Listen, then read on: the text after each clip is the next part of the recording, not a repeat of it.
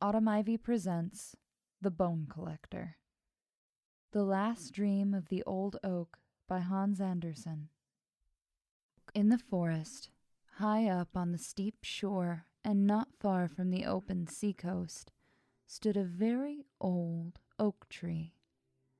It was just 365 years old, but that long time was to the tree as the same number of days might be to us.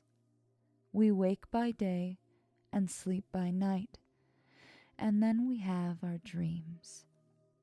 It is different with the tree. It is obliged to keep awake through 3 seasons of the year and does not get any sleep till winter comes. Winter is its time for rest, its night after the long day of spring, summer, and autumn. During many a warm summer, the ephemeras, which are flies that exist for only a day, had fluttered about the old oak, enjoyed life, and felt happy. And if for a moment one of the tiny creatures rested on the large, fresh leaves, the tree would always say, "Poor little creature, your whole life consists of but a single day. How very short! It must be quite melancholy." "Melancholy? What do you mean?" the little creature would always reply. "Why do you say that? Everything around me is so wonderfully bright and warm and beautiful that it makes me joyous. But only for one day, and then it is all over." "Over?" repeated the fly. "What is the meaning of all over? Are you all over too?" "No, I shall very likely live for thousands of your days, and my day is whole seasons long. Indeed, it is so long that you could never reckon it up." "No? Then I don't understand you. You may have thousands of my days, but I have thousands of moments in which I can be merry and happy. Does all the beauty of the world cease when you die?" "No," replied the tree. "It will certainly last much longer, infinitely longer than I can think of." "Well then," said the little fly, "we have the same time to live, only we reckon differently." And the little creature danced and floated in the air, rejoicing in its delicate wings of gauze and velvet, rejoicing in the balmy breezes laden with the fragrance from the clover fields and wild roses, elder blossoms and honeysuckle, and from the garden hedges of wild thyme, primroses, and mint. The perfume of all these was so strong that it almost intoxicated the little fly. The long and beautiful day had been so full of joy and sweet delights that when the sun sank, the fly felt tired of all its happiness and enjoyment. Its wings could sustain it no longer, and gently and slowly it glided down to the soft, waving blades of grass, nodded its little head as well as it could, and slept peacefully and sweetly. The fly was dead. "Poor little ephemera," said the oak. "What a short life!" And so, on every summer day, the dance was repeated. The same questions were asked and the same answers given, and there was the same peaceful falling asleep at sunset. This continued through many generations of ephemeras, and all of them felt merry and happy.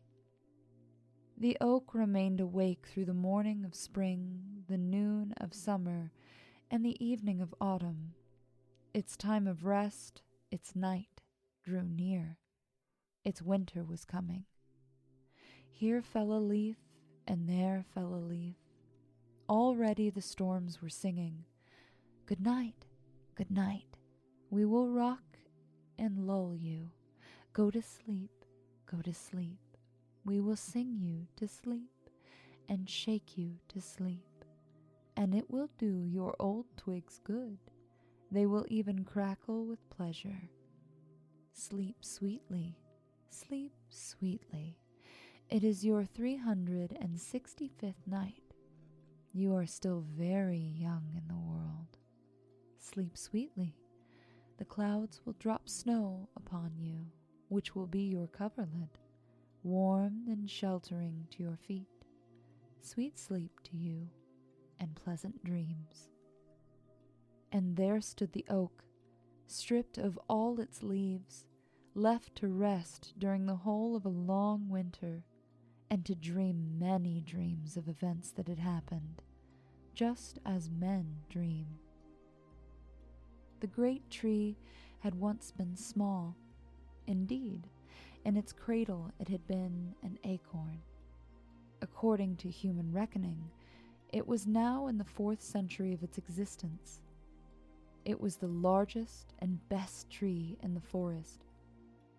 Its summit towered above all the other trees and could be seen far out to sea, so that it served as a landmark to the sailors.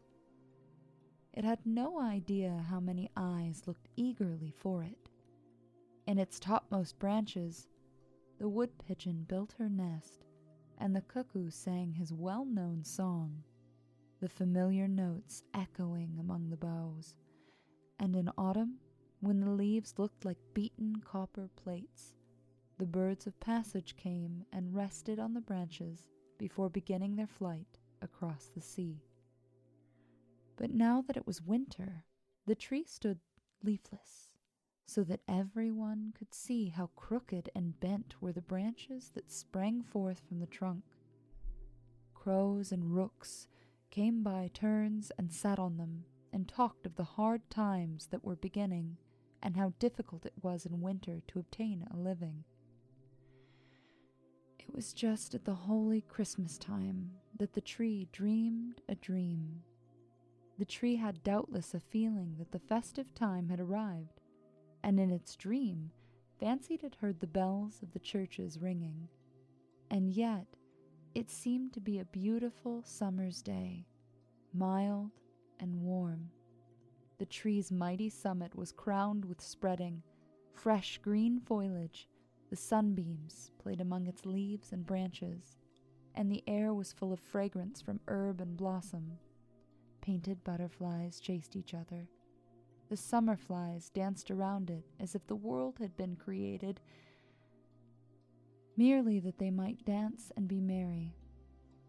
All that had happened to the tree during all the years of its life seemed to pass before it as if in a festive pageant. It saw the knights of olden times and noble ladies ride through the wood on their gallant steeds, with plumes waving in their hats, and with falcons on their wrists, while the hunting horn sounded and the dogs barked. It saw hostile warriors in colored dress and glittering armor, with spear and halberd, pitching their tents and again taking them down. The watchfires blazed, and men sang and slept under the hospitable shelter of the tree. It saw lovers meet in quiet happiness near it in the moonshine, and carve the initials of their names in the grayish-green bark of its trunk. Once, but long years had passed since then, guitars and Aeolian harps had been hung on its boughs by merry travelers. Now they seemed to hang there again, and their marvelous notes sounded again. The wood pigeons cooed, as if to express the feelings of the tree, and the cuckoo called out to tell it how many summer days it had yet to live. Then it appeared to it that new life was thrilling through every fiber of root and stem and leaf, rising even to its highest branches. The tree felt itself stretching and spreading out, while through the root beneath the earth ran the warm vigor of life. As it grew higher and still higher, and its strength increased, the topmost boughs became broader and fuller, and in proportion to its growth, its self-satisfaction increased, and there came a joyous longing to grow higher and higher, to reach even to the warm, bright sun itself. Already had its topmost branches pierced the clouds, which floated beneath them like troops of birds of passage or large white swans. Every leaf seemed gifted with sight, as if it possessed eyes to see. The stars became visible in broad daylight, large and sparkling, like clear and gentle eyes. They brought to the tree's memory the light that it had seen in the eyes of a child and in the eyes of lovers who had once met beneath the branches of the old oak. These were wonderful and happy moments for the old oak, full of peace and joy, and yet, amidst all this happiness, the tree felt a yearning desire that all the other trees, bushes, herbs, and flowers beneath it might also be able to rise higher, to see all this splendor and experience the same happiness.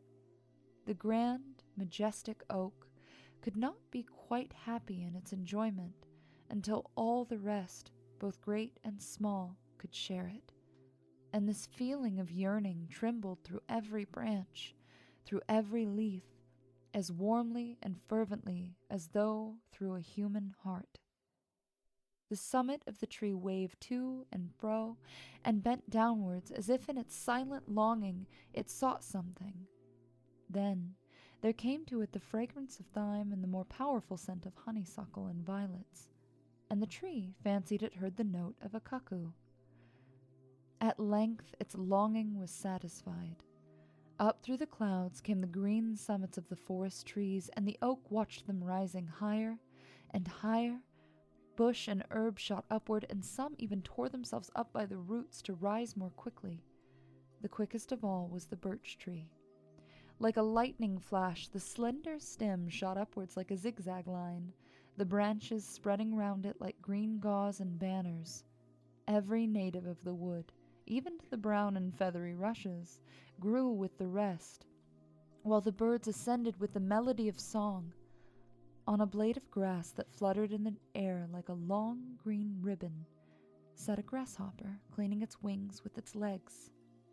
May beetles hummed, bees murmured, birds sang, each in its own way. The air was filled with the sound of song and gladness. "But where is the little blue flower that grows by the water, and the purple bellflower, and the daisy?" asked the oak. "I want them all." "Here we are, here we are," came the reply in words and in song. "But the beautiful thyme of last summer, where is that? And where are the lilies of the valley which last year covered the earth with their bloom, and the wild apple tree with its fragrant blossoms, and all the glory of the wood, which has flourished year after year? And where is even what may have but just been born?" "We are here, we are here," sounded voices high up in the air, as if they had flown there beforehand. "Why, this is beautiful, too beautiful to be believed," cried the oak in a joyful tone. "I have them all here, both great and small. Not one has been forgotten. Can such happiness be imagined? It seems almost impossible." "In heaven with the eternal God it can be imagined, for all things are possible," sounded the reply through the air. And the old tree, as it still grew upwards and onwards, felt that its roots were loosening themselves from the earth. "It is right so, it is best," said the tree. "No fetters hold me now. I can fly up to the very highest point in light and glory, and all I love are with me, both small and great. All are here." Such was the dream of the old oak at the holy Christmas time. And while it dreamed, a mighty storm came rushing over land and sea. The sea rolled in great billows towards the shore. A cracking and crushing was heard in the tree. Its roots were torn from the ground just at the moment when in its dream it was being loosed from the earth. It fell. Its 365 years were ended like the single day of the ephemera. On the morning of Christmas Day, when the sun rose, the storm had ceased. From all the churches sounded the festive bells, and from every hearth, even of the smallest hut, rose the smoke into the blue sky like the smoke from the festive thank offerings on the Druids' altars. The sea gradually became calm, and on board a great ship that had withstood the tempest during the night, all the flags displayed as a token of joy and festivity. "The tree is down, the old oak, our landmark on the coast," exclaimed the sailors. "It must have fallen in the storm of last night. Who can replace it? Alas, no one." This was the old tree's funeral oration, brief but well said. There it lay, stretched on the snow-covered shore, and over it sounded the notes of a song from the ship, a song of Christmas joy. Thus sounded the Christmas carol, and everyone on board the ship felt his thoughts elevated through song and their prayer, even as the old tree had felt lifted up on its last beautiful dream on that Christmas morning.